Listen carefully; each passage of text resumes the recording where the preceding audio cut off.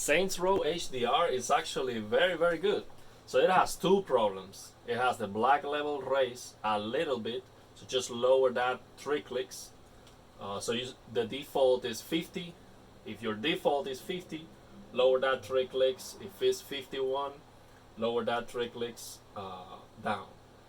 So the black level is raised, and it has a little bit of color banding. But aside from that, it is awesome. Absolutely amazing. And everything starts with a good calibration screen. Okay, so we have this calibration screen here. That is great. So brightness options. We have the option to set up the slider until we see the image to calibrate the minimum. So I set this to 25. So when I go from 20 to 25, I can see the logo. Well, I have to be on a dark room. I cannot see it very well now. And 800 is clipping. So from 780 to 800 is clipping that bright logo. I would suggest you to go back to watch the screen to adjust this bright. Go back so you realize that it's actually clipping, so you can no longer see the logo on 800. And this is great. We can actually lower the brightness of the UI. That's awesome. And I think that is also lowering the brightness of the hood, which is great for these OLED TVs. I would actually like every single game to give me this option. I think only Days Gone give me the option. It even has some transparency for the UI, which is great. And we have here the option to adjust the scene brightness. So this is also fantastic because a lot of people tell me, hey, HGIG is too dark, bro. It's too dark. I don't like it. And the problem is not HGIG. The problem is this developer is giving you bad sliders and lazy HDR implementations. So here, if you want to have an overall brighter image, you just lower that scene brightness from 20. You can increase that. I would actually not recommend that because you're going to lose peak brightness if you increase that. Okay, well, just leave it at 20, and this is great. This is fantastic. So let me show you the settings on the TV itself. That's popping so hard and so awesome. The HDR is just great. It does have color banding, unfortunately, and it has that black level raise. But I was able to detect exactly the best setting for that by just loading the game.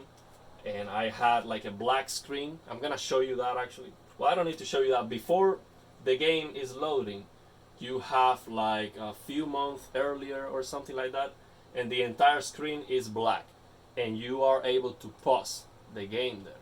So you can just pause the game, you come here to your HDR settings, brightness, and you go to screen brightness, and you're going to lower this number until you see perfect black on the screen. So the default value of my TV is 51, okay? So I am on that screen, everything is black, and I have that a few months earlier or something like that. So what I do is I watch the screen closely, I lower this number until I see perfect black. So if I increase it from 48 to 49, I no longer have perfect black. So I just lower it to 48, and it is perfect. So let me show you the settings on HDR. We have HGIG. For every single good HDR game, this is gonna be the option, HGIG. And we have for the colors, auto detect, saturation 55, warm 50. So this should be the settings for every single game. So let's take a look at it. This is popping super hard. On the video, I'm sure it is clipping, so it's losing all the details on that highlight. But here I can actually see a lot of detail on that bright object. Also the bullets are popping, so all these bullets are very bright and impactful. All the explosions and the particle effects are popping very nicely. You will see it's just amazing, very good. I like the bullets a lot because we are firing bullets all the time, so it is great to have the bullets with some impact. So yeah, the game's looking fantastic. The HDR, I'm gonna do a second video about the settings on the game, what would be my recommendation, tweak the settings, and how to get the best frame rate and the sharpest picture we can. So yeah, but all those particle effects, awesome. Even the the weapon, this thing, this green highlight here is super bright. It's awesome. Yeah, it is fantastic. Aside from that black level rays and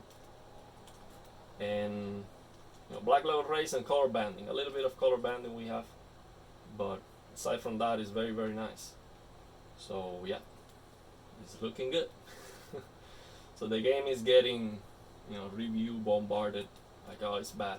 I was not expecting this game to be awesome. I was not even expecting the game to have HDR, and nobody's talking about how good the HDR on this game is, and it is very good. It is very very good, and unfortunately that's something rare. So all those explosions and particle effects and the bullets and all the light sources are popping is looking fantastic. Very very nice. Very nice. So I'm gonna do a second video just focusing on the screen. Maybe once I get to that city. But wow, all those explosions, awesome. Awesome looking. Very, very good. I like it a lot. The HDR. Wow.